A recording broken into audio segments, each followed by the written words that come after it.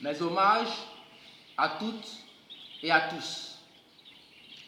Je suis le président Algaronfle de l'association Personnes émergentes tout azimut, en initiale PET.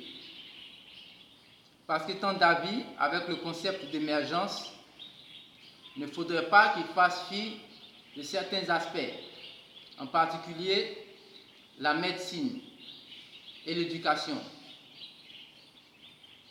En effet, je vais vous entretenir en cette déclaration que je vous porte en ce temps a pour fondamental le cannabis, a priori vertueuse, mais qui est appelée drogue. Par la plupart du temps, l'Afrique et en particulier la Côte d'Ivoire. En passant cette partie du monde, qui est mon pays de naissance, parenthèse étant faite, l'appellation drogue en parlant du cannabis est prononcée par des adultes et souvent intellectuels. Donc je présume qu'ils ignorent le sens du mot drogue pour une affaire d'éducation, de politique ou de finance, histoire de justifier le salaire de certains fonctionnaires. Pour une question financière, a priori, à travers l'industrie pharmaceutique, alcoolique et tabagisme. Pour ne pas être trop long, respectant le temps qui m'est imparti, nous allons nous arrêter sur le sujet de la cigarette. En effet, élément qui peut être aussi appelé drogue, puisqu'il est plus nocif que le cannabis. Essentiellement composé de produits chimiques, contrairement au cannabis, qui est une plante, bien sûr, poussant de terre et qui contient environ 500 molécules, terme purement médical qui définit quelque chose qui peut guérir, en plus de son effet somniférant, euphorisant et physiotrope, éléments a priori néfastes, mais qui peuvent être isolés, même si étant aussi des molécules. Donc, nous comprenons aisément que le mot drogue a été inculqué durement dans les esprits par l'éducation et attaché au cannabis. Ainsi, logiquement, cette absorption orchestrée par des pays anglophones comme l'Angleterre et les États-Unis, due à l'expansion de l'alcool, et l'Europe pour la cigarette,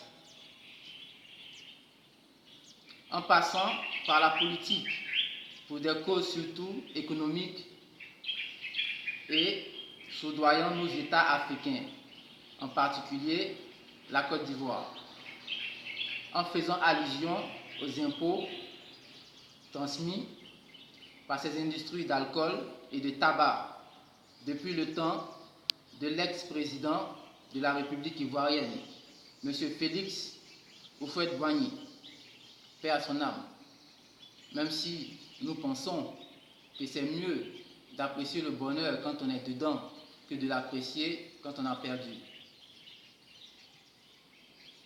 Vous pourrez me dire que l'argent doit venir forcément de quelque part. J'en suis conforme. Mais pensez à la cirrhose de foie, pour ne citer que cette maladie, en parlant de l'alcool, et aux maladies pulmonaires, entre parenthèses, dues à la cigarette. Je vais m'arrêter là en citant juste ces pathologies. Ainsi, je vais m'introduire dans le vif du sujet en vous parlant en profondeur de l'association dont je suis président et a pour but de créer une SPP, Société publique-privée, pour laquelle j'envisage la direction Et notre première prérogative, en créant cette structure, est de fonder une structure, une fois de plus, administrative et industrielle. Cependant, je suis en train là de vous exhorter aux médicaments développés en faisant allusion aux remèdes en produits finis de pharmacie. Ainsi, il s'agit d'utiliser des molécules de la plante dont j'ai fait allusion, a priori le cannabis, plante qui est marginalisée et détruite en Côte d'Ivoire. Ainsi, alors qu'elle peut servir en tout genre, en particulier dans l'industrie pharmaceutique, qui serait moins chère et qui peuvent guérir certaines maladies difficiles à l'être par des produits actuels de pharmacie, comme le cancer, le rhumatoïde, des maladies de peau et j'en passe. Donc, qui pourraient remplacer des médicaments très chers, inefficaces et à profusion dans notre pays, la Côte d'Ivoire, sans parler de la consommation lucrative contrôlée.